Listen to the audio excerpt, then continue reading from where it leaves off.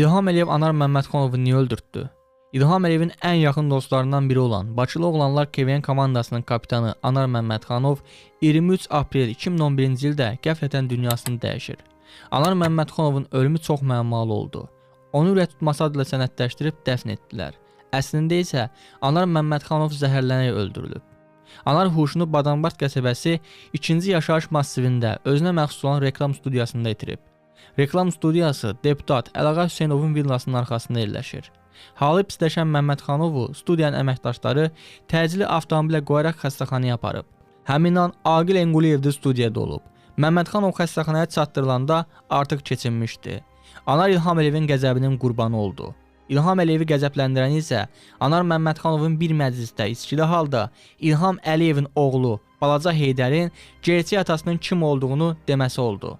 Bəli, Heydərin gerçək atası İlham Əliyev yox, Bakılı Timur Weinsteiner'dir. Timur Bakılı Oğlanlar komandasının ən istedadlı oyuncularından biri idi. Timur 90-cı illərdə təkcə başda yox, bütün SNG-də böyük rəğbət qazanmış KVN-çilərdən idi. İlham Əliyev Türkiyədə qumara qurşanıb alqaşlıq edəndə Mehribanla aralarında olan münasibət çox soyuq olub. Həmçinin İlham Əliyev Azal prezidentin qızı ilə də eşq macərası yaşayıb. O dövrdən elə indiyə qədər də yaşayır. Leyla Əliyevanın güya uşaqlığa götürdüyü qız əslində İlham Əliyevin qızıdır. O uşağın anası da Azal rəhbəri Cahangir Ələsgərovun qızıdır. 90-cı ilin ortalarında İlham Əliyev Mehriban Paşayeva ilə sənəd üzərində evli olsa da, hələsi öz müstəqil həyatını yaşamaqda idi. Nəticədə 1997-ci ildə Mehriban Paşayeva Timurdan uşağı qalır. Paşayeva uşağı götürmək istəməyərək İlham Əliyevdən boşanmaq istəyib. Amma məsələyə Heydər Əliyev qarışıb onları barışdırdı və Paşayeva uşağı dünyaya gətirib İlham Əliyevi ona atası etdi.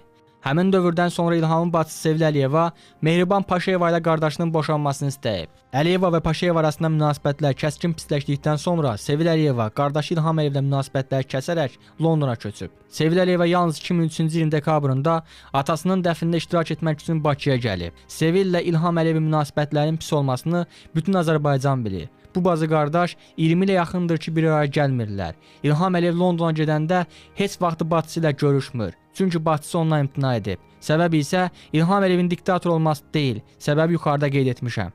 İlham Əliyev və ailə üzvləri tez-tez xüsusən də bayramlarda xoşbəxt ailə fotosu paylaşır. Siz heç İlham Əliyevin və ailə üzvlərinin Sevil Əliyeva ilə paylaşdıkları bir fotonu görə bilmisinizmi? Təbii ki, görməmisiniz və görməyəcəksiniz də. Timurun Heydərin atası olması barədə məlumatları isə cəmiyyətə 2000-ci ilin ortalarında sızıb.